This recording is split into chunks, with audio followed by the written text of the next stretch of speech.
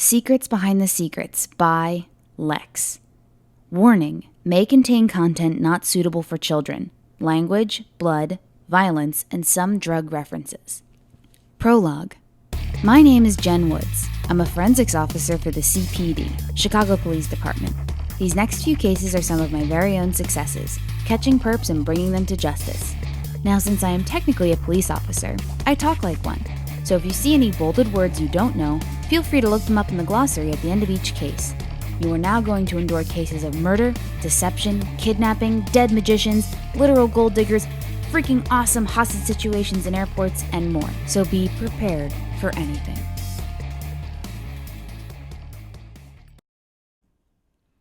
Welcome to the A for Effort series, Secrets Behind the Secrets. I'm Lex Fusco, and joining me today is my wonderful husband, Connor McKibben Vaughn.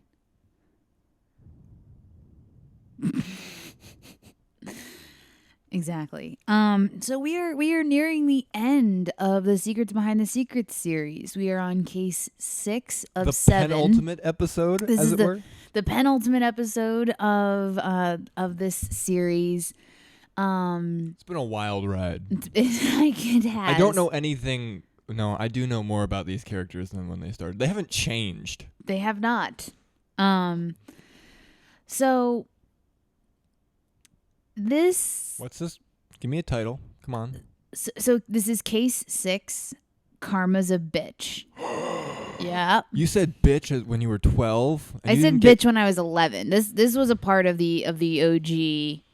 Oh. Yeah. So you didn't get in trouble when you wrote? I did not. I did put a warning at the beginning, remember? I can't get in trouble for this. I said it was going to happen. Because you said language. Yes. I meant with like your mom or your teacher. Or did you write this for a class? I did. And your teacher didn't say, hey, you can't do that? She did not. And I guess like ultimately at the end of the day, it was because it was for me and me alone. Like I wasn't sharing it with my peers. And I guess. And there is the argument that was she really reading or was she just checking to see if I had completed the assignment? Now, was the whole book, which is 100-something pages, hundreds of pages? Probably hundreds of pages. I mean, I wrote it in a full composition notebook. Okay, but no, this version. This version. Is it hundreds of pages? Yes, this one is 305 pages. Oh my God. But it's 14-point font, so it doesn't really count. Now, was it all one assignment, or like did you write each This is a case thing as its own? No, this is a thing we did throughout the year. This was which we went over in the first episode. We No, I know. I just meant, what is there a chance she just didn't see "Karma's a bitch" written anywhere, or was it on the first page of something you handed in? It was on the top. It was on the top of whatever page this started on. You know what? I'm a teacher. I hate my job. I hate all the kids. I see the words "Karma's a bitch" for an 11-year-old, and I just go, "Who fucking cares, man? There's enough pages here." And then you give them a check mark, and you go back to drinking yourself to death. Also, by this point in time, she already knew I was handing in pages that were already written. Oh, like she might not even crack the spine. Like she just knew I already had. I know, but that was on the top. The "Karma's a bitch" was on the top. She didn't have to crack anything to see the word bitch. Well, she'd have to open it up. She'd have to open up the composition notebook. Oh, right.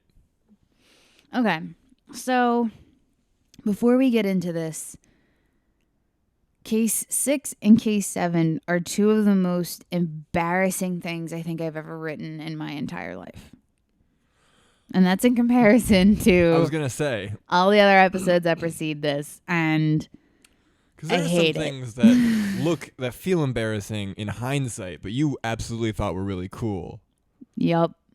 But it gets worse. We'll see. Okay. All right. So case 6, Karma's a bitch. What are your thoughts? What are your feelings? What are your what's your prediction? Karma's a bitch implies that they try and do something good and then everything goes bad for them. I don't think you would have ever done that to your main characters. True.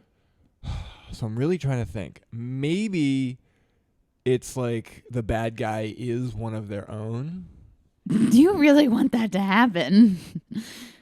I mean, I always, like, that's always a thing, right? Yeah, I mean, it can be. More often than not, one guy always goes bad. I can't, that's such a generic title. There's nothing to base it off of. At least preaching the horse's mouth was nonsensical enough that I To could go, unpack. You know what? I'm sure there's horses. And there were. Yeah. This, I don't think that you're going to delve into the philosophy behind karma. Okay. Are you? I don't know. Let's see. Because I don't think you are. All right, let's get into it. Your karma is cleansed now, Marie, Madame Esmeralda said, waving her hand over the crystal ball before her. See, that's not real karmic philosophy. That's just voodoo. No, it's not even voodoo. Voodoo could be considered a religion. This is a scam. This is a scam. How was that? Do you think I should turn the crystal light on when I say that or nah? The false fortune teller asked her daughter. There you go. You're right. I didn't expect it to be so blatant overt so soon. I thought the performance was perfect, Marie replied. Now, Marie, you aren't still mad about that whole, it was a one-time thing, a little accident. I mean, I'm only 28 and your mother's needs... Who's speaking?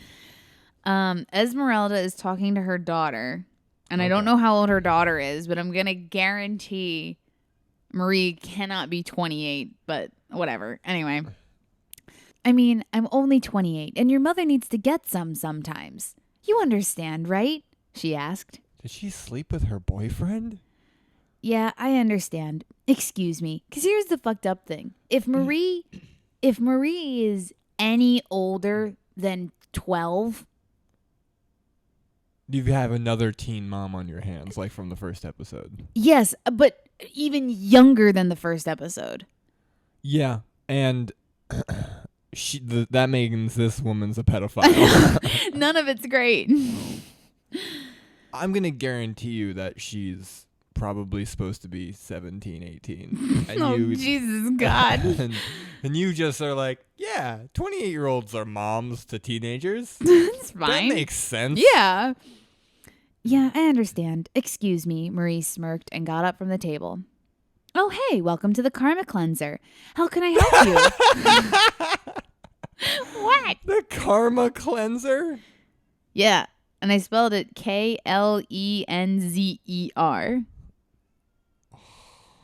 First off, I like how she's pretending to be a psychic. She's pretending to be a psychic, but only to cleanse your karma. Yeah, I mean, I think people would pay for that. I think people pay for like crystal cleansings now. Yeah, I think if she could convince people, it's like, hey, by the way, if you've done some bad shit, don't worry, I can make that go away, and life will go back to being in your favor. I mean, that's just what happens in the Catholic Church. It's like, oh, you did something bad, just ask God to forgive you. I mean, their caveat is you have to actually be sorry. Yeah.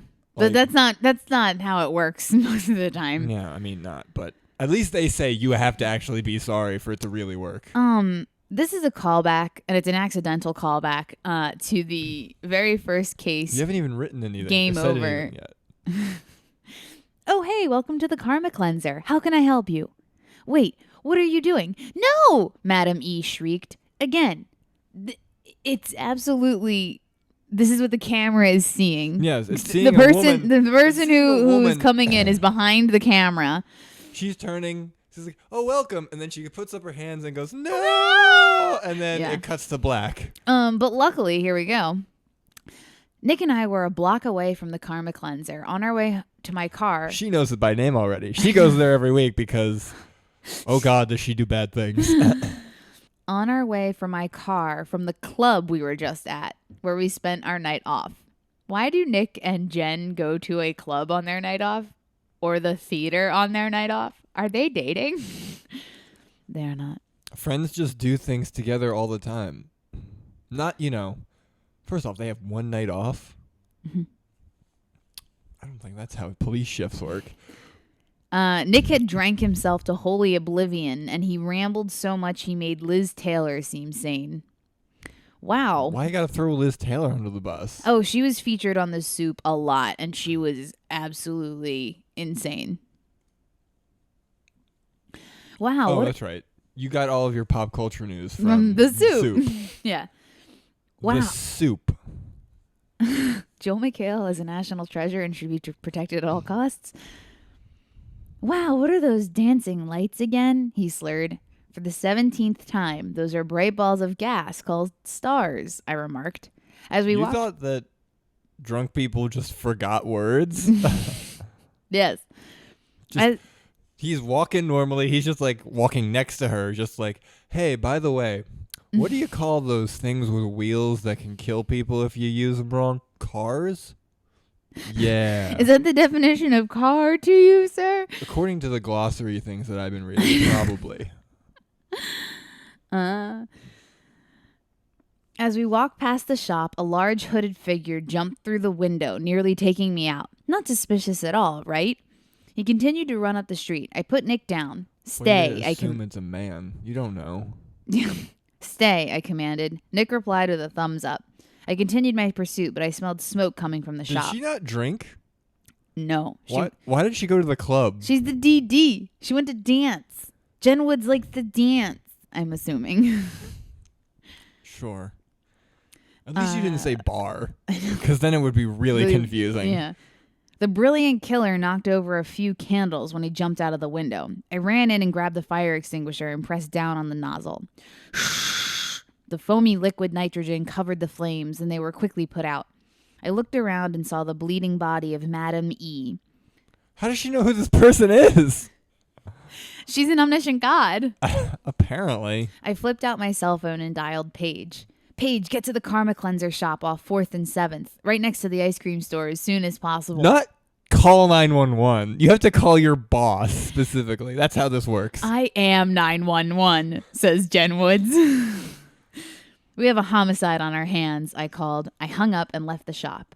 I went outside and looked at Nick. He was gazing forward in the direction in which the perp was running. Hey, I'm going to go take you home, and you can take this case when your alcohol level won't land you a DUI. I don't know why he would get a DUI because he's not driving, but here we are. I think she just means sober up. I know, but it just... I mean, she said it in a really stupid, weird way, but... I smirked. Jen, I saw them. I saw their face, Nick said, trying to be serious. Is the whole point of this episode going to be the fact that he's too drunk to remember the person's face and he's their only witness? No, oh God, I hope not. Okay, Lindsay Lohan, I think you need to go home for a little bit. I smiled and lifted him up. You just keep calling out drunk women. Yes. Paige, an ambulance, and the rest of the cavalry pulled into the front of the store. You don't need an ambulance. They're dead. Where are you going to put the dead body? A van. Of just a van? That's absolutely what they do. They just zip them up into a van and toss them in the back with all the other corpses that litter Chicago. They drive him to Melch. It's actually not even a van. It's just Melch's car. No, we know that he drives a hearse. He drives an SUV. Oh, that's right. A hearse UV. That's a bad joke. Hey, DB's inside. Single female victim. I'm going to drive Nick home. Ashlyn is going to cover for me until I get back, I assured.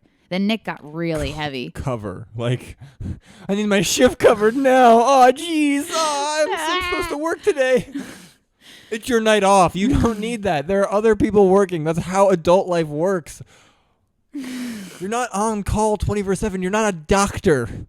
Jen Woods and Nick Cragen are the only CSIs in Chicago. It's the two of them, and that's it.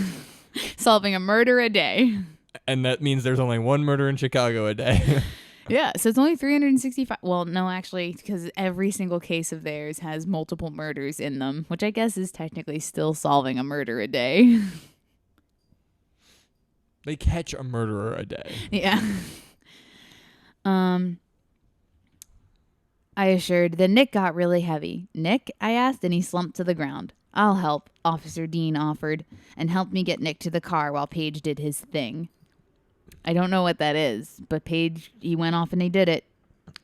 He looks like he's in charge, and, you know, he probably is the only one who's wearing a uniform.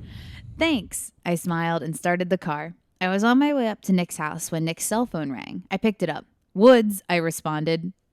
for some reason. Wrong. Hello, other. This is not my cell phone, but here I am. But I'm answering it as if it is. Oh, I'm sorry. Isn't this 555-7866? A small voice asked over the phone. Yeah, I Nick's replied. a pedophile. No, oh my God. Ah. Is Nick there? She asked. He's indisposed at the moment. Can I take a message? I asked. No thanks, she returned and hung up. I looked at Nick. I really hope she's older than 21, I mumbled. Why 21? I don't know. And also, this says something about Nick that he dates younger than 21. Constantly? This absolutely is a line that I heard on NCIS because Michael Weatherly's character on that show constantly was banging all kinds of women, and Kate, who was another NCIS, would constantly badger him for these conquests. I mean, I get the whole. I hope she's over 21 if they like met at the bar. Oh, yeah, but yeah. that's obviously not the case. Yeah. Like, you don't, unless she's assuming that he met her tonight. I couldn't tell you. I honestly do believe it was a line that I had heard from And you just NCIS, stole? and I just stole it. Okay. I parked into Nick's driveway and I opened don't up. know why I try and psychoanalyze these people. They're insane. I parked in Nick's driveway and opened the passenger door for him. Hey, wake up, I smiled. Okay. Did we just get a case? He returned. Yeah. Wake up. As you wish, master. Yeah, I snickered and helped him into the house. I placed him on the couch and left. On my way out, I could have sworn I saw another person inside the house, but I didn't think twice about it. Weird. Oh well. It's like Lights Out, the horror movie. She just sees a figure at the other end of a hallway, and she's like, Oh well. And she peers at it for like 2 seconds, goes like, nah, whatever, and then just turns and walks away. Not my house. Not my problem. I drove back to the lab and my cell phone rang. Woods, I answered. Hey boss, we found the murder weapon at the scene and no fingerprints. Plus no signs of forced entry. I mean, it's obvious the daughter did it. But the person that she was talking to seemed like a stranger. I mean, it's obvious the daughter did it. That's why Karma's a bitch, because she slept with her daughter's boyfriend and now she's being murdered for it. Yeah. We did recover black gloves that the perp may have been wearing, and Milch is ready for you at the morgue. Also, Ashlyn reported. We know that it was a hooded figure, so she turned, saw a hooded figure, like complete mask, gloves, and was just like, "Oh, hello, a customer, and not robber." Oh, hello. Yeah, it's good. Thanks, Ash, I said and hung up. I pulled up to the lab and exited my new vehicle. I walked in and Sarah blinded.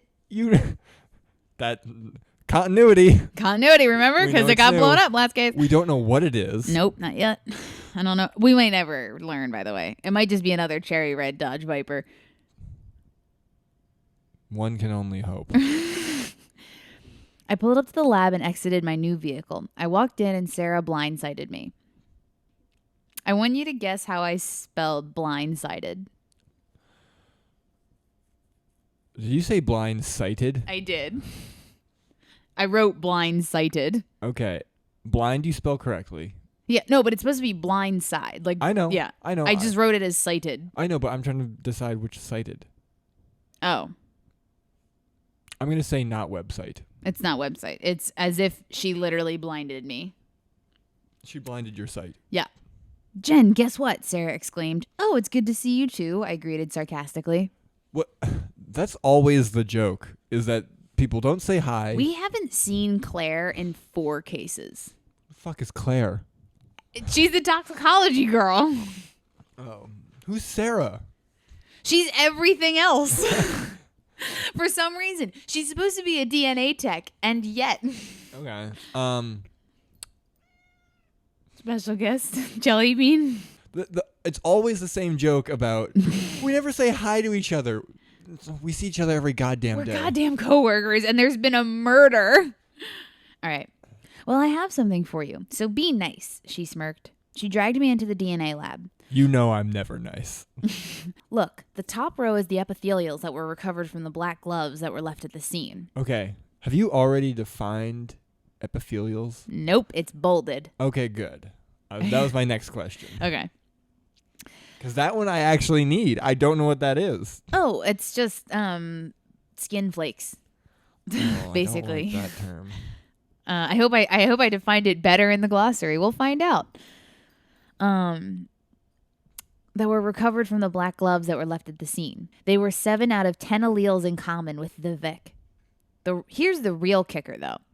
She had sex only about an hour before TOD, Sarah reported triumphantly.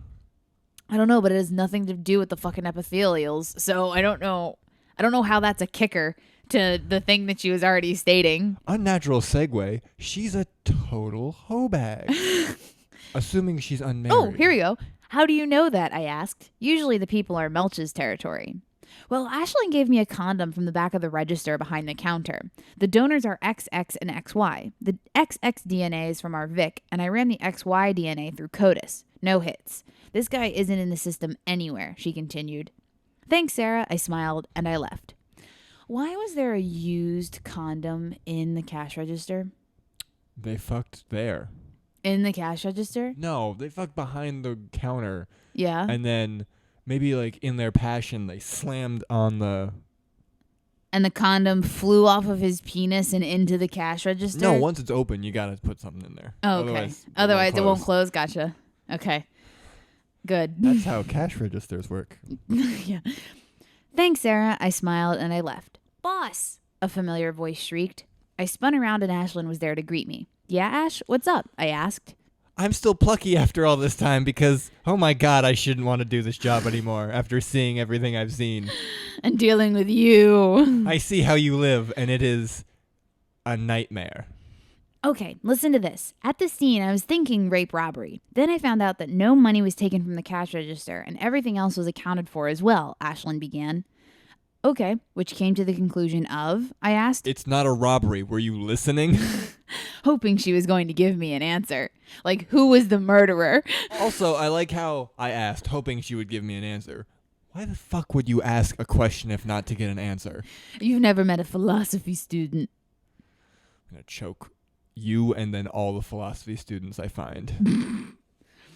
Well, the assistant coroner ran a clock test on the Vic. The clock showed points at 10, 11, and 12. The sex was consensual, she paused. The fuck is a clock test? Oh, so a clock test is, so the vagina is like a clock, and you can tell by point of entry based on, like, the tearing at... Point of entry? Yeah, so basically, if the clock reads at 11, 12, or 1, it was non-consensual. But if it reads... Oh, wait, sorry. Other way. Okay, because you just said I know. numbers that they said. If it reads at 5, 6, and 7, it's non-consensual. What? I don't know how it works, but I've seen it on multiple episodes of many things. Okay. The science checks out. They can zoom and enhance. It's also bolded, so we'll see it later on. This is the first episode where the bolding things have actually prompted me to like ask what they are first. Here's something. This is exciting. Here's something even weirder. I mean, it sucks because we already solved the case. It's the daughter. Who they have not contacted, obviously, because they never contact next of kin. They don't even know she has a daughter. I know. They don't even know who she is. Jen does because she knows what the karma cleanser is for some reason. Here's something even weirder, Ashlyn continued. What? I asked. There was this sticky pink substance on the gloves, on the counter, and on the body, and even a few rainbow sprinkles, she finished. Oh, I wonder what the fuck that could have been. Sprinkles? Sticky stuff? Pink? Maybe the Edie's guy killed him, I laughed. Ashlyn looked confused. Forget it. Thanks, I replied and headed down to the morgue. Hey, Jen, you're just in time. I'm all done with your body, Melch smiled. Great. Ugh, what does that mean? Why are you licking your lips? Great. COD, I asked. Blunt force trauma in the brain caused several clots, causing her brain to shut down.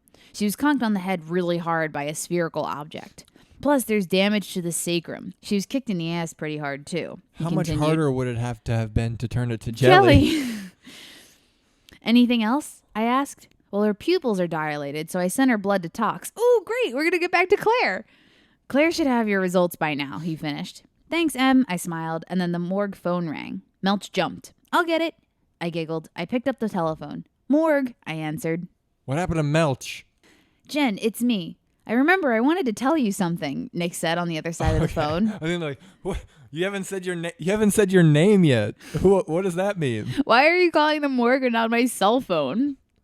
Did he just know that she was there? She has a tracking device in her shoulder. It's an RFID reader. Legally, she has to have it in now. Okay, I'll be over there in 15, I promised. So what's wrong with you, Jumpy? I asked a terrified Melch. My grandmother was real big into the magic stuff. A dead priestess is a bad omen, Melch replied. She's a priestess? Also, that's super racist. That he is the superstitious one. This is, again, probably stolen from something. I glared at him. Try again, Scooby-Doo, I told. The phone's really loud? Melch replied in a questioned tone. That's better. I smiled and left. What? She said, it's bullshit that you're... Bullshit on your heritage. She just calls bullshit like, no, your family's traditions and... What am I trying to say? I don't know. There's a word. I can blank. Beliefs? Yeah, sure. I'll just go. Yeah. The fear is rooted in your family and beliefs. No, that's not real. It's phone. Too loud. Much more sensical because You're a pussy. Religion's not real. But Jen, we're in hell. Yeah, where religion doesn't count. I was on my way when Claire stopped me. I was being delayed by yet another lab rat. Guess what? She asked. Does she like these people or not? I can't tell. Also, she technically is also a lab rat. Yeah, she is. She's not a police officer, and she really thinks she is. Guess what? Because she's calling the chief of police going, we have a crime. It's your job. It's call 911, and then he just hangs up and goes back to sleep. Guess what? She asked for the 4th or 5th time today? What? I asked sarcastically. Wait. You haven't spoken to Claire, or did she just mean that she's been asked guess what several times that day? People just have to tell me what is happening. I don't want to say hi. I don't want to guess. I gotta go see Nick. Your Vic was hopped up on coke and methamphetamines. She was as high as a cloud. Why do you think that people do meth and coke at the same time? Because they're drugs? Did you not know what meth was? Nope. Okay, because not only... Meth heads are a very specific type of person. But also, and high as a cloud? High as a cloud. Some clouds can be very low. That's called fog. Thank you. So your metaphor means nothing. Oh, Jesus. She was as high as a cloud, and then this is where it got weird. There was traces of euthanasia poison in her system. What was Melch's COD? She continued. Blunt force trauma, I returned, getting interested. It's wrong. She was euthanized, Claire finished. Thanks, I said, and left. Makes sense to me. I walked out into the parking lot without being stopped, mind you, and got into my car. I quickly drove to Nick's house. I knocked on the door. Come on, Nick, open up, I yelled.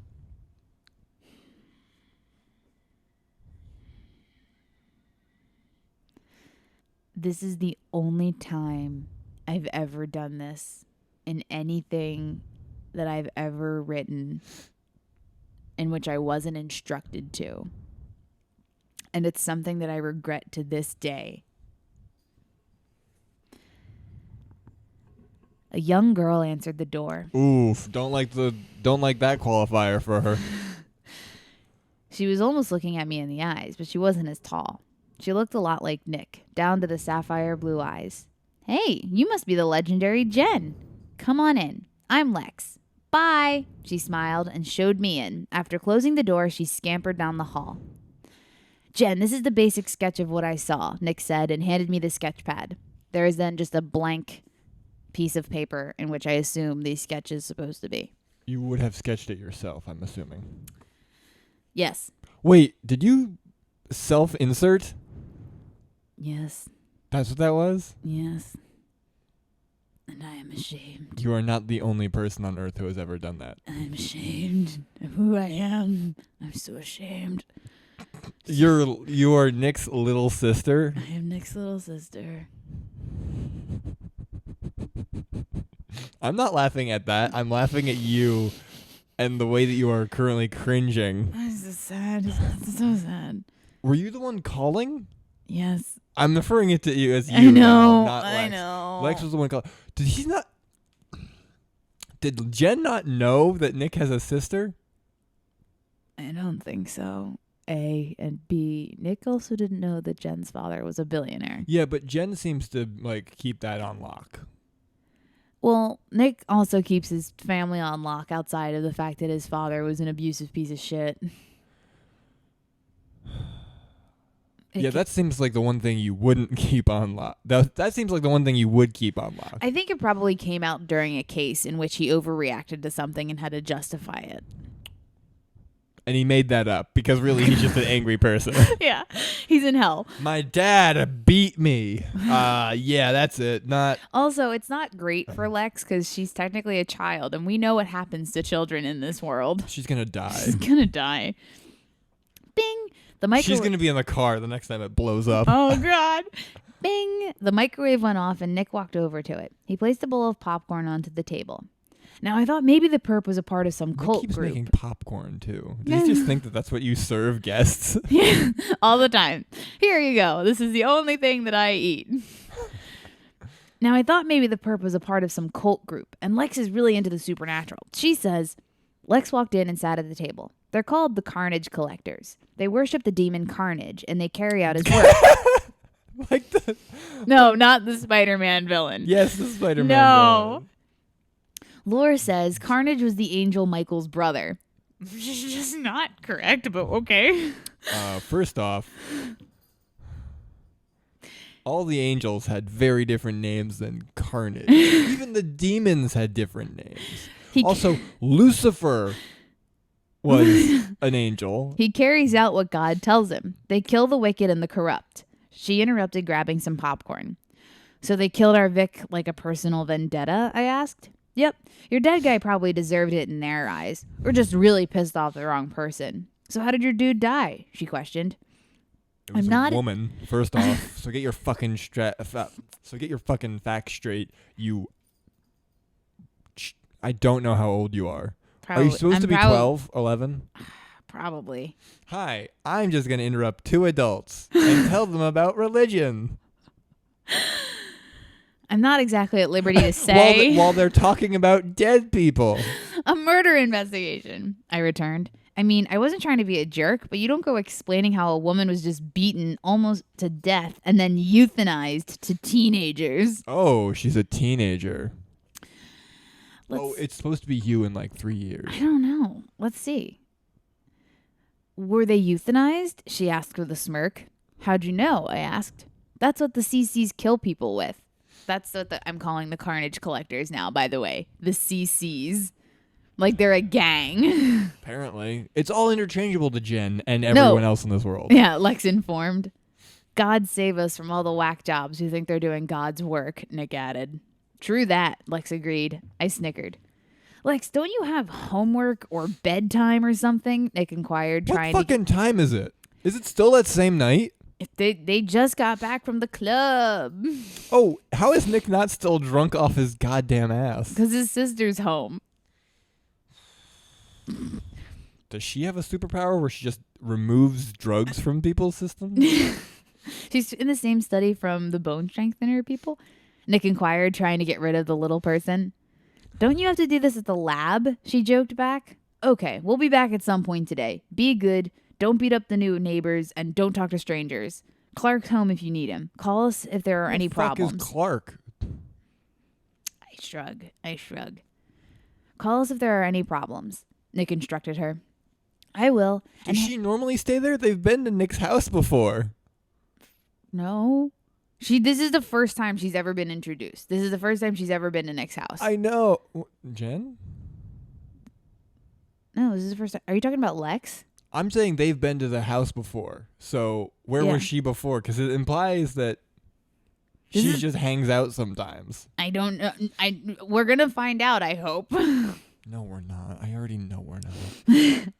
I will. And hey, I stand by the fact that Jake tripped down his stairs and he just happened to hit my fists. She smiled. What was that in reference to? Did you beat someone up? I guess. Nick and I walked out of his house and were followed by the sounds of a series of locks. I'm a bully. Ha ha ha. Because it's not like it doesn't say like I was defending myself. It's I just beat up a boy. Why? Who the fuck cares? I didn't actually do it. He fell into my fists. Don't worry about it. Why is there no light behind your eyes? Don't worry about it. Don't worry about it. Nick and I walked out of his house and were followed by the sounds of a series of locks on Nick's door click into place. Shouldn't we take her with us? I asked as I headed over to my car. She'll be fine. Not even Mike Tyson dare go up against that girl. Nick joked. I think. And got into his Viper. Oh, you think he joked? That's what it says. Nick joked, I think, and got into his Viper. I'll fill you in on the way to the lab, I answered. Oh, we found out what new car she has. I want you to guess what it is. I'm gonna say, is it different? Yes. Okay. Judging by the fact you don't know what cars are, I'm gonna say some kind of a Prius. Who fucking knows? I answered and got into my new yellow Ferrari. Oh. My dad said that the Viper was getting old. You want to know something? Probably. I probably wanted to give her a Lamborghini and I just couldn't figure out how to spell it. So you gave her a Ferrari? Yep. Lamborghinis are cooler. Yeah. Ferraris are like classics. I picked out my cell phone and dialed Nick. Okay, this is what we know so far. The Vic was sexually active at least an hour before. They also don't have back seats, though. No, it's fine. The Vic was sexually active at least an hour before the time of death. No prints were found. I like at how the you're scene. just reiterating information we, the readers, already know. But Nick doesn't. I know. You could have just said, I'll fill you in while along the drive, and then cut to the end of the drive. Yep. The Vic was sexually active at least an hour before the time of death. No prints were found at the scene, but a pair of black gloves were discovered. Inside the gloves, though, it was epithelial paradise. The cells were a 7 out of 10 allele match to the Vic. Probably her kid, I reported. We know she has a kid, I'm assuming. But the person who ran out of the store was at least 6'2" and a guy, according to your sketch. Melch reported the COD was blunt force trauma, but Claire says otherwise. There was a significant amount of euthanasia poison in her system, just like Lexx said. And Milch didn't taste it during his weird taste tests that he does with the bodies? No. The trauma wasn't lethal. Maybe the perp bonked her on the head to subdue her and then injected her, I suggested. I turned right. Do we know where the daughter is? Nick asked. Give me a sec. I'll text Paige, I said, and began to click on the keys of my phone. Bink, my phone shrieked. Oh, she can text now. Yeah. Things have You can evolved. Yeah. She had a pager before, remember? She did, yes. Yeah, she's at St. Mary's Hospital. She was admitted about 3 hours ago. That's only 2 hours after her mom was killed, I continued. It's only been 3 hours since they left the club. And Nick's fine. Nick's fine. Lexx, a potential 13-year-old, was awake. Yeah, it's got to be 4 a.m. probably. Yeah, at least. Okay, let's see. They leave the club, meaning that they have... I assume they left the club probably between 11 and 1 a.m. Yeah. None of this is great. No. Because why would the Karma Cleanser be open that late? To get drunk people to go in. Oh. Wow, Madame Esmeralda was smart before she was moited. Well, not smart enough to not recognize a murderer as a potential customer. I know. Because he didn't have time to put on that getup. He obviously went in. He had 2 lines of dialogue. You want to go to the hospital alone, or can I come? I asked. Knock yourself out, Nick answered. I took a sharp turn to the left and spun around, going in the direction of the hospital. Just pulling a Yui, not in a police car. In a Ferrari. Okay, back to our victim. Melch found bruising and cracks on the patient's sacrum, I finished. What the hell's a sacrum? Nick questioned. It's the ball sack. It's the back of the pelvic bone. Basically bone. your ass, I replied. Oh, why couldn't you just say that? Nick teased. That's the same thing I should have said to Melch, I laughed. So what suspects are we thinking? Nick continued. Well, the epithelials were the daughters, but they could have been swiped from the counter. That's why they invented interrogations, I replied. Also, they created that wonderful thing called lying. Do you really think that if she did kill her mom, she's going to just flat out tell us? Nick questioned. You're right, but Mommy Dearest had sex. Maybe the daughter's boyfriend? You're right, but Mommy Dearest had sex. Maybe with the daughter's boyfriend. Hey, when you see the Vicky... Oh, Jesus, fuck. I'm going to start from the top because this is just getting weirder. You're right, but Mommy Dearest had sex. Maybe with the daughter's boyfriend. Hey, when you see the Vic, you won't blame the guy.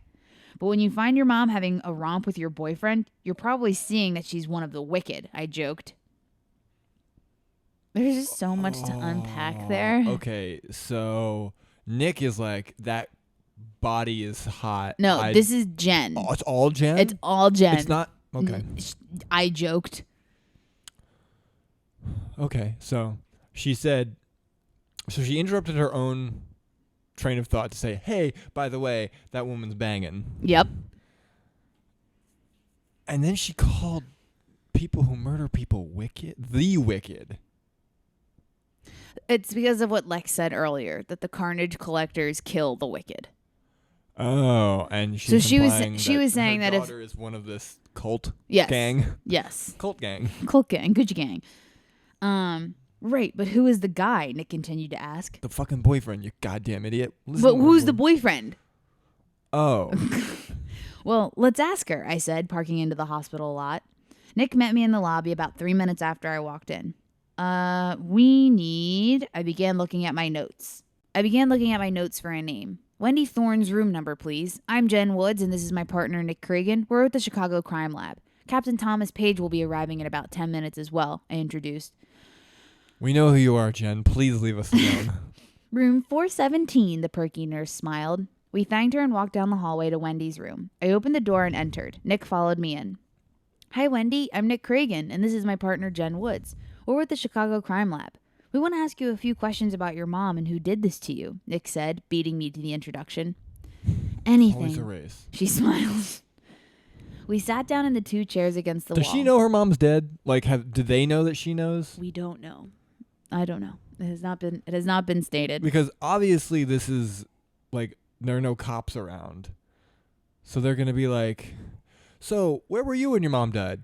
When? What? My mom's dead? You didn't know? I've been in the hospital for the last 3 hours. Yeah, but she died. She was admitted to the hospital 2 hours after her mom was killed. Yeah, but she could have just been hanging out somewhere. Mm-hmm. Like, assuming that I'm wrong and she's not the killer. Well, what happened to you is where we could start, I said. I left the shop and was walking home when I fell and I woke up here, she answered. More like lied. Wendy, you have 2 broken ribs, a fractured arm, bruises, and lacerations. Someone beat you up pretty badly, and we need to know who, Nick broke in. Her eyes swelled with tears. I came home from school and did my homework with my boyfriend, Sean. Okay, so she's in school still. Yeah? Which means her boyfriend's probably in school still. It's not looking great for dear old mom. No, but she's dead. It's fine.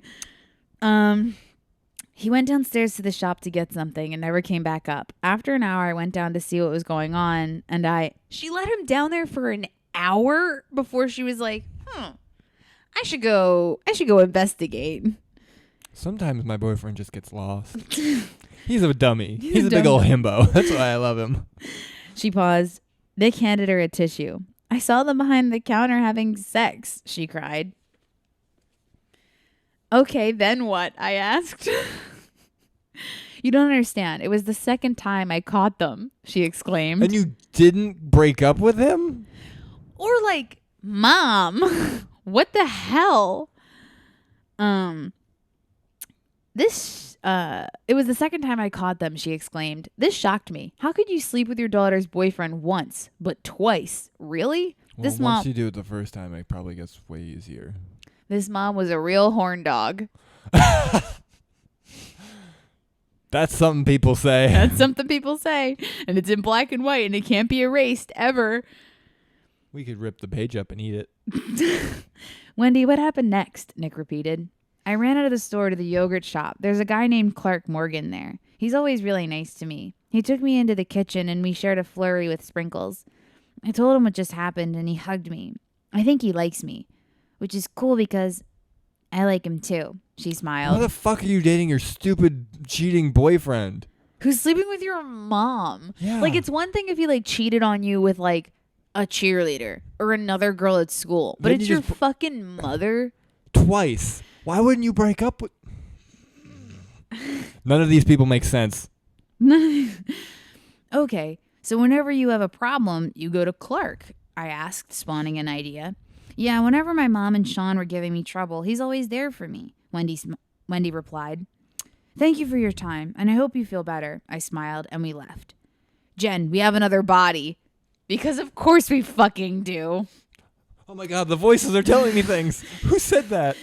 Jen, we have another body, Paige greeted in the lobby of the hospital. Yeah, I'll get Ashlyn right over there, I replied, leading out the door. The guy's name is Sean Parker. The mother says that he was the boyfriend of Paige. The mother? The mother of Sean Parker. Oh. Paige continued, but Nick continued for him. They were like poking the dead body. Who's Sean? Who is he? Boyfriend. And Mel's just like, that's just gas escaping. Wendy. She said that her boyfriend's name was Sean. Nick finished for him. How did he die? I asked, stopping at the door. Paige began looking for his notes. Blunt force trauma, which was right, but it was later revealed he was euthanized. Paige replied. How fresh is this murder, guys? Okay, who is the only person that knows... Also, euthanize just means assisted suicide. Euthanasia is a poison. No, it's a verb. That's all it is. Yeah, but I call it euthanasia poison. Nope. Nope. It's just a noun to describe killing someone who wants to die. Oh. So technically... These aren't euthanasia at all. I'm sure it's just the same drug they use to execute people at prisoners. Like it's just potassium chloride? It's just poison. You're just being like, they just died of poison. Oh, okay. So you're using that word wrong. I was like, I'm pretty sure that's wrong. I'm not. I'm far from surprised. Paige replied.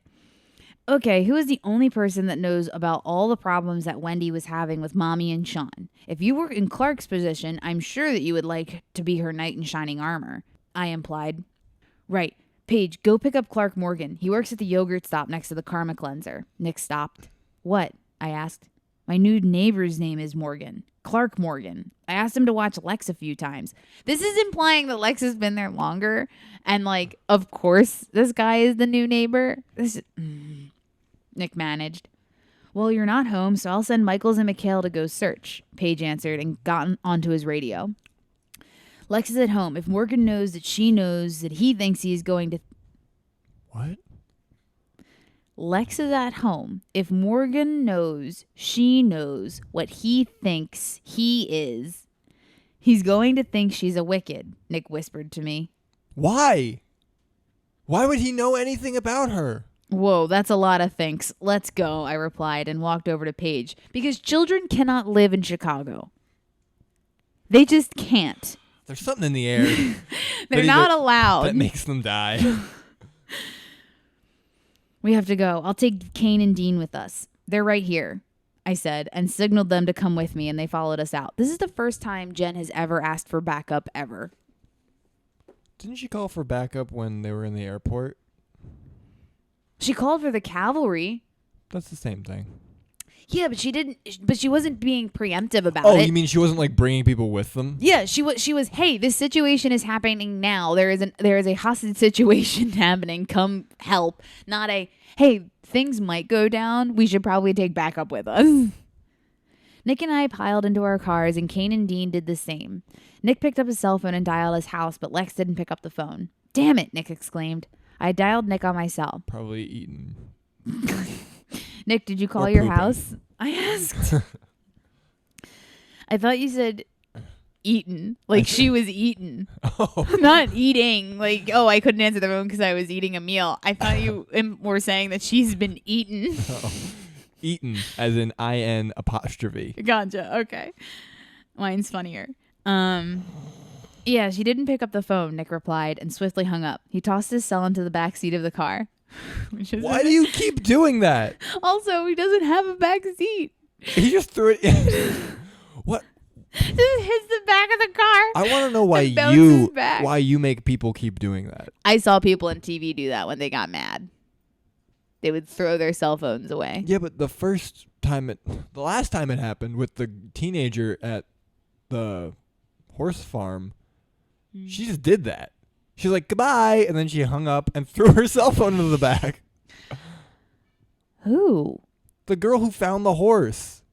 She had to run and go get her cell phone because she said bye and threw it in there. She wasn't angry. She just did it like a reflex. That was just a plot point, so she had to go back to her car. So Why did she have to go back to her car? She could have just come like... I don't know, because we don't see her call 911, by the way. You just say that she did. I know, so therefore it makes even less sense. Okay. We pulled into the driveway and exited our vehicles. Nick's door was wide open, and we rushed in, leaving Kane and Dean to search outside. Lex, Nick shouted. Lex, I repeated. Kane and Dean entered the house, saying no one was out there. Jen, what are we looking for? Who's Lex? Kane asked. She's about 5'7", with black hair and blue eyes, Nick described. It's not helpful, by the way. That doesn't tell me who she is. Or how old she is, by the way. Nick, I yelled from the kitchen. Nick rushed in from the bedroom and into the kitchen corridor. He knew immediately what I was looking at. There was a letter opener on the floor with a small pool of blood by it. There's not enough to let us believe that she's dead. You said Mike Tyson didn't dare go up against her. Maybe she knocked Clark in the mouth, I assured. I swabbed it up. Yeah, canonically speaking, she should absolutely be dead. You're not going to let her die, though, because she's you. If only. Oh, you think you killed yourself?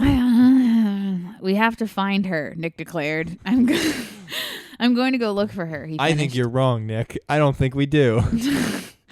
Nick, you can't just go out and randomly look for her. It's a needle in a murderous stack of needles, I yelled. What? And Nick swung his jacket on. Stop me, he hollered back, but Kane and Dean blocked the door. You want to get out of my way? Nick asked the two.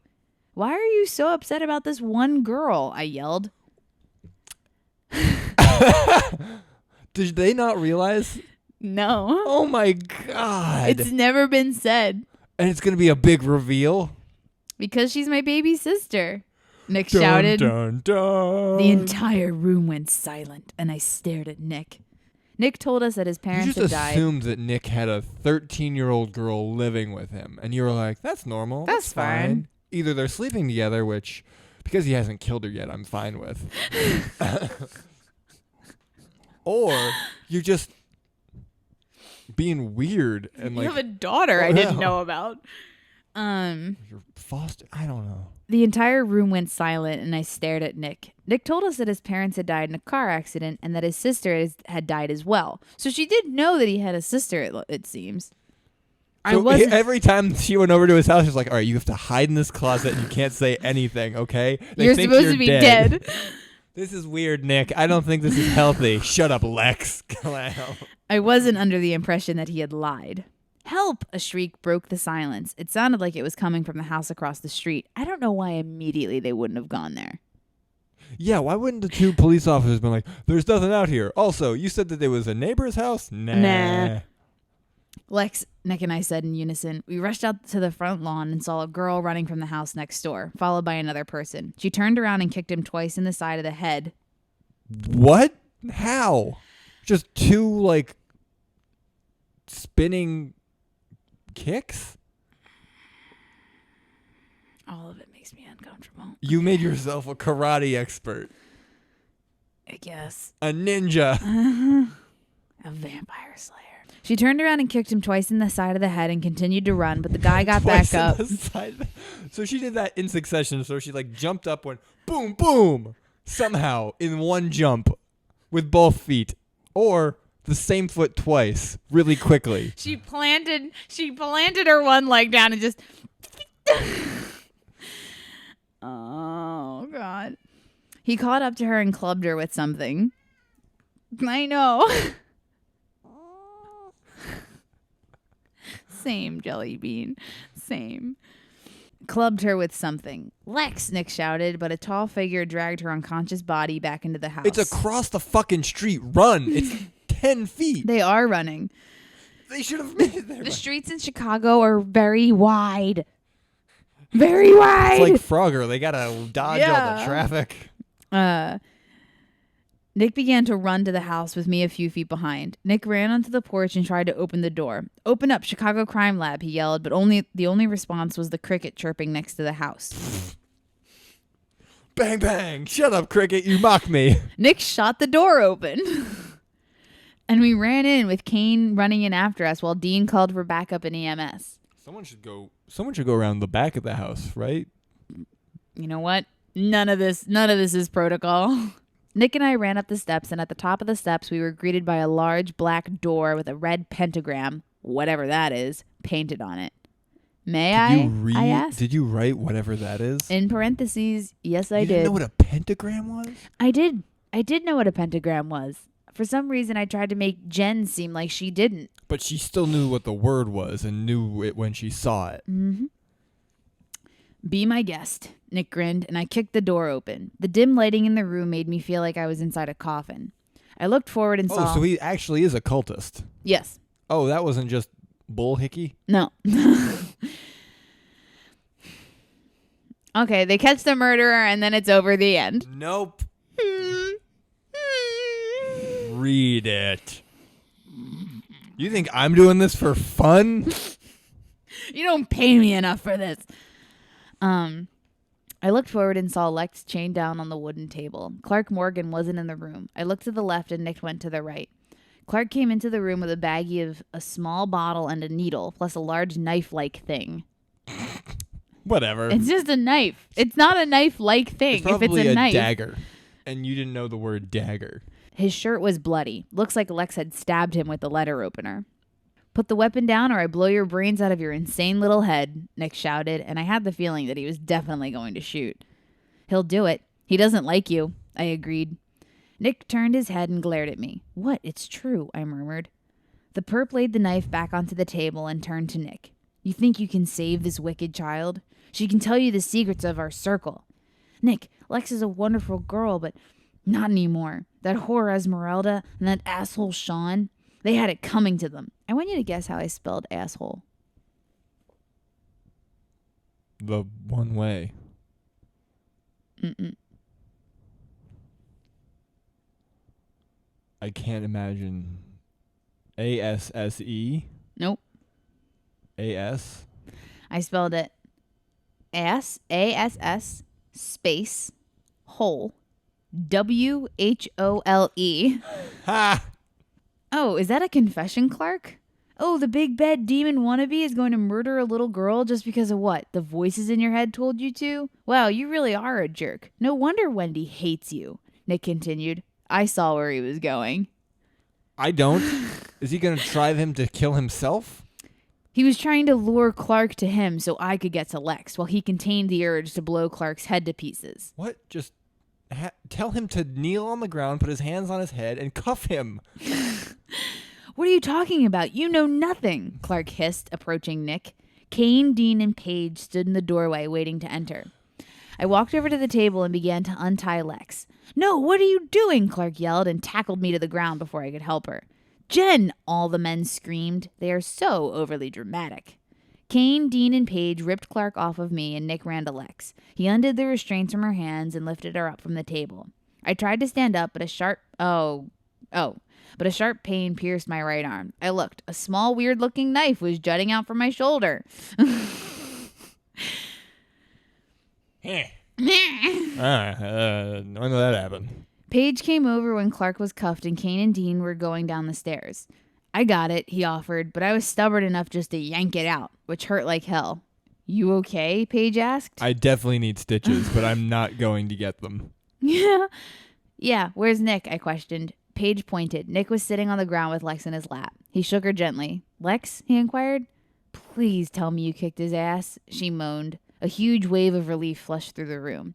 Nick and I walked down outside and gave Lexx to the paramedics. Nick noticed that my arm was bleeding and borrowed a first aid kit from one of the ambulances. He knows how to do that, apparently. Also, they just have them, like, readily available. You should go with her. I'll finish up here, I offered. Nah, EMT said they're not leaving yet. They want to give her a look before they go to the hospital. We probably have about 5 minutes. Plenty of time to patch you up, Nick replied, trying to keep his cool. Thanks, Nick. She's going to be okay, I promised. I know, he replied. Good job keeping your cool in there, I said. Thanks. Clark, he was such a nice guy, Nick returned, taping the bandage on. All done, he smiled. Thanks, Doc, I smirked. What would you do without me, he asked, and helped me up. You were right. Patched me up in 3 minutes flat, I giggled. Perfection can be rushed, he mentioned, and hopped into the ambulance. Are you coming? He asked. I'll meet you there, I assured, and slammed the doors. I walked over to Paige, who was totally and completely busy watching 3 officers cover the area of the house with crime scene tape. He's busy watching other people do things? I think that's the joke? That's all he seems to ever do. Yeah. Hey, how's the girl? He asked. Fine. She's a tough kid, according to her brother. Nick's going to the hospital with her, and I'm going to meet him over there after I'm done with the scene and interrogation, I replied. You had to interrogate him? He confessed in front of you. I replied. Paige looked at my arm. I got patched up already, Paige. I'm fine, I said before he could begin. I grabbed my kit out of the trunk of my car and walked back over to the scene. I walked into the attic and found a small refrigerator which the perp housed his euthanasia poison. I snapped a picture and took a few vials to run by Claire. I continued onto the table where Lexx was located and took a picture of it. That was basically all I could do. So I ran my samples to the lab. That was it. That was processing the scene. I shuffled all in a day's work. As I kick over a candle and set the house on fire. I shuffled down the lobby and dropped off the samples to Claire, and she confirmed that it was the same poison used on both Vicks. I was walking down to interrogation when Sarah almost tackled me in the hallway. Jen, she screamed. What? I asked, calming her down a bit. There's more to this? The sticky material on the bodies was actually strawberry yogurt and sprinkles, she said. You almost ran me over to tell me that, I asked. We knew that since the instant you said it. You dumb little girl. I wanted to tell you 4 things. That's a run-over thing. Here is something extravagant. I re-ran the gloves to see if there were any other sources of DNA. It is impossible to put gloves on and not leave any type of DNA. The only epithelials that were found on the gloves were Wendy's, she replied. Well, I think that they were just there, I answered. Well, I did pull a print off the outside, Clark Morgan's. I don't know if it counts, but something fishy happened, she finished. I thanked her and began to walk away. I turned around. Same person? No. Hey, Ash, what was the other thing? I asked. Wait, wasn't it Sarah? It was Sarah. What other thing? She inquired. You told me only 3 things, but you needed to tell me 4, I reminded. Edie did do it, she smirked, understanding my comment from earlier. I gave a laugh and left, down to the interrogation unit. Clark Morgan, age 19. Clark's 19? Oh, he's not the boyfriend. No. Yeah. So Clark's 19. We still don't know how old Sean or the daughter. I'm going to guess 18. And mom was 10? Yeah, she was 10 when she had a baby. Maybe that's why she's so fucked up. Probably. Clark Morgan, age 19, lives alone. Oh, I wonder why. I mean, you seem like such a nice, insane person. That's rare, I smirked. Clark Morgan sat across from me and he gazed at the mirror. I killed them, but they deserve to die. Wendy all the time came to the shop and told me about all. I'm just gonna you just gotta quote. You just gotta quote Brooklyn Nine-Nine. Cool motive, still murder. Cool motive, still murder. I love that show. I killed them, but they all deserve to die. Wendy came over the shop all the time to tell me about the problems. That's why she showed me the carnage. She was one, and she showed me the light. We killed them together. Crazy jeered. Together, I asked. Yes. Yeah, that's why her fucking epithelials are in the gloves. Yes, she kissed me and told me that Carnage had chosen me. She even left the back door open, Clark replied. Aw, you're just a dumb little dum-dum, and Wendy's the real mastermind. So you and Wendy bashed in her mother's skull, killed the love of her life, and then told you to go after a little girl after she was nearly beaten to death. You know that she's not the love of her life. What the fuck, Jen? I asked. Love of her life? That son of a bitch hit Wendy. Esmeralda was a whore. She reeked of lust and envy. I allowed her to kill them. I just read the spells, Clark said in his defense. Spells? The spells for carnage. Are they trying to summon a demon? I don't know. So what, Lex? You got bored and wanted to know what it felt like to kill an innocent girl? You're making this really hard for me to not reach across this table and rip your throat out myself. You know when you get locked up... You were not allowed to say that to people. You know, when you get locked up, not even carnage will be able to protect you from the hell that you're going to go through, I threatened. No, Lex is a nice girl. But when someone tries to infiltrate and break the circle of carnage, they must pay. I am a great carnage. Rawr! Guess how I spelled rawr? Oh, I thought you said mrah. Rawr! No, I said rawr. Is it R-A-W-R? It's R-A-R-W. Rawr? Yeah, he roared. I left, not about to await further berating and bragging about how great he is. Plus, I still had my gun on me. I would have fired that entire clip into him if I could have. So I thought it best I get out of there before I did. You do need therapy, Jen. Poor Dr. Green. Remember him?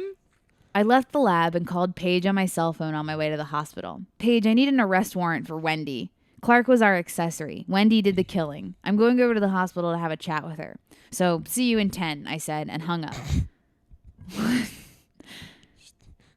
I'm going to go to the hospital, I'm going to arrest her, and I'm going to come back. 10 minutes total. Yeah. I got to the hospital and pulled into the lot. I got out of my car and went in. I walked over to the elevator and went up to Wendy's room. I knocked on the door and went in. Hey, Wendy, how are you feeling? I asked. Better. Did you get whoever killed my mom and Sean? I'm about to. She asked.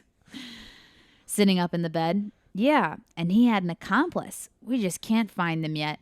But we have a pretty good idea as to who they are, I smirked. Well, whoever is sick enough to euthanize someone deserves to be in jail, Wendy continued. Wendy, I never said how your mom and Sean died, I replied. Wendy bit her lip. Yeah, I know. The next time you trick a guy into helping you kill someone you hate, just frame him. Don't choose a psychotic. Wendy Thorne, you're under arrest for the murders of Esmeralda Thorne and Sean Trent. May I ask you something? I asked and cuffed a crying Wendy to the bed. What? She asked. Did it feel good? I want to do it too. Does it feel good? How did you beat yourself up that bad? I continued. I threw myself down the stairs, she answered. Well, if you must know. If you must know. You've distracted my crying. I rolled my eyes and left her to prey to the almighty carnage. I went back down to the lobby and asked the nurse at the desk for Lex's... Wait, so is it a demon or is it an angel? I think it's an angel. Oh boy. Named Carnage. Named Carnage. You were so edgy. I went back down to the lobby and I asked the nurse at the desk for Lex's room number and took off down to the elevator again. I probably could have saved myself the trip if I had just called Nick, who ironically was on the same floor as Wendy. I guess I just like making things difficult. This is all random and nonsensical, not needed. She even says, I guess I just like making things difficult. I got to her room and quietly knocked on the door. Nick was sitting next to Lexx. They were playing cards. Hey, Jen, Nick greeted, shuffling the deck. Hey, how are you feeling? I asked Lexx. Good. Being in the Kragan family should come with its own health insurance, she smiled. I smirked, and I took a seat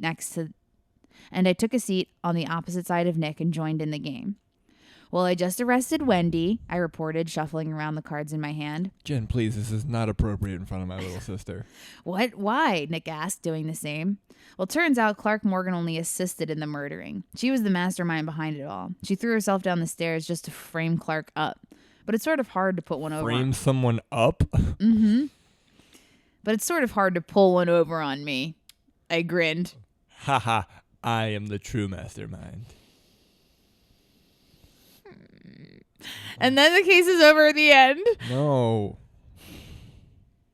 It's like watching my own CSI, Lexx said. You have to... No. This is for the listeners. It's like watching my own CSI, Lexx said, and laid out her royal flush. I don't know what game they were playing. Poker. Really? That's the only thing you could I know. royal flush in. Hey, that's the 5th flush you've gotten. What the... Lexx, Nick complained, noticing the card difference. Hey, give me some credit, she retorted. We laughed and continued playing. Was she cheating? I don't understand what this Yes, is. she was. When Lex had fallen asleep about an hour later, Nick and I had some time to chat. Yeah, she's been up for like 33 hours at this point. So Wendy was the loony behind the whole thing, huh? Nick asked. Yeah, but we've seen crazier, I replied. You're right, Nick agreed. Hey, Nick. You've seen satanic cults before? They've seen crazier. I mean, the people were putting people in horses last case. Hey, Nick, I thought your family died in a car accident, I said. Yeah, what's the fuck up with you lying to my face for years? I really don't want to talk about it, Nick opposed. I think you owe me a little explanation. I mean, I did risk my life for her, I argued. My mom and dad kicked me out when I was 16. Lex was 3. All right, okay, let's do some math. Are you ready? How old is Nick? I'm going back to the profiles. Oh, boy. I'm a cool 16-year-old in this. Hot dog. I hate myself. Is it I spelled hate with two myself X's? so. It is. Oh. I know. My mom and dad kicked me out when I was 16. Lex was 3, and we were as close as a 3-year-old and her older brother could be. So not very. I know. Then I got the call that Daddy was driving drunk again, but this time he crashed the car, and he killed himself and my mom. Lex wasn't in the car, but I never heard what happened to her. So I just told people that she died in the accident as well. I feel like you would... I also don't know when this was. It was 2 days ago. According to her story, she was thrown around foster home to foster home until she ended up 3 houses down from me. What? That's not how this works. You would be allowed to know. You would probably be given guardianship if you were old enough. No. She followed me to the lab last week. Just kidnapping. The government kidnapped her? She followed me to the lab last week, and she's been staying with me since, Nick informed. Wow was all I could say. Wow. Yeah, wow is right, Nick granted. So I'm like a dad now. what are you doing school-wise? Why the fuck did you go to the goddamn club? I have to pretend everything's fine and normal. I'm going to get trashed and then go home to my baby sister. So what are you doing school-wise? I asked. Luckily enough, all she did when she was in foster care was read. She got her GED 2 weeks ago. I have a prodigy as a sister, Nick replied. That's not how that would work. Sweet. Hey, you want to go home? You look like crap. And I mean that in the nicest of ways, I asked. No, I'm not that tired, Nick resisted, but fell asleep in his chair. Oh my God, are we going to do it? We're going to do what? Are you going to say goodnight? Well, finish the thing. It was just very weird last time we didn't. I grabbed the extra pillow and blanket. I put the pillow behind his head and covered him up with the blanket. Good night, Nick, I smiled. I began to walk out. Good night, Jen, Lex said. Good night, Lex, I replied. Thanks for tonight. I can see why Nick talks about you all the time. Just don't tell him I said that, Lex smirked. I smiled and I closed the door behind me. And that was case 6, Karma's a bitch. And here we go with the glossary. Fire extinguisher.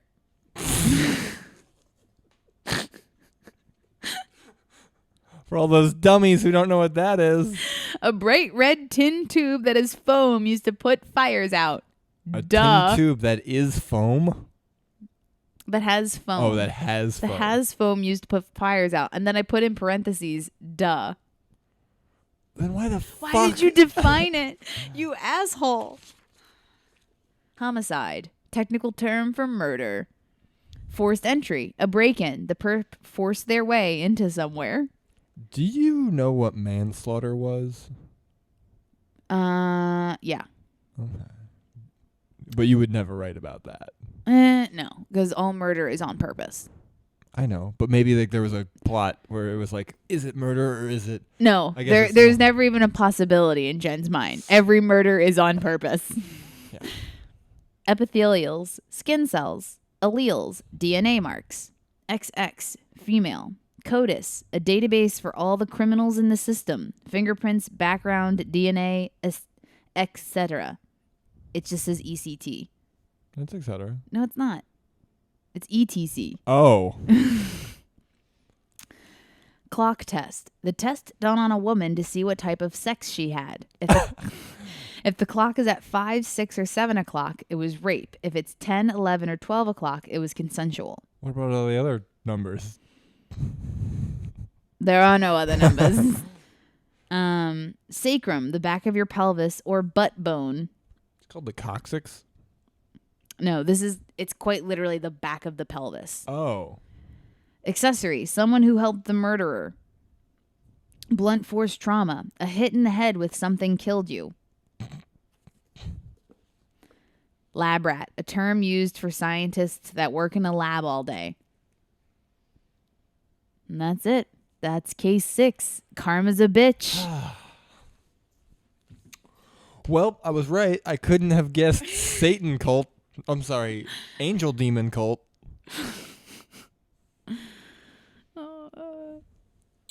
Does Lexx show up again? Yep. She shows up in the last case. But it's a really big case because, spoiler alert. No. Okay. Don't tell me anything. Okay. All right. I have no other words. It happened.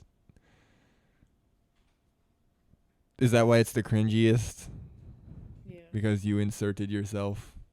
All right. Well, that was it. I'm going to give it an L for Lexx's show now. I hate myself so much. All right. Well, thank you for joining us on this episode of Secrets Behind the Secrets of the A for Effort podcast. Don't forget, you're not good at something until you suck at it first.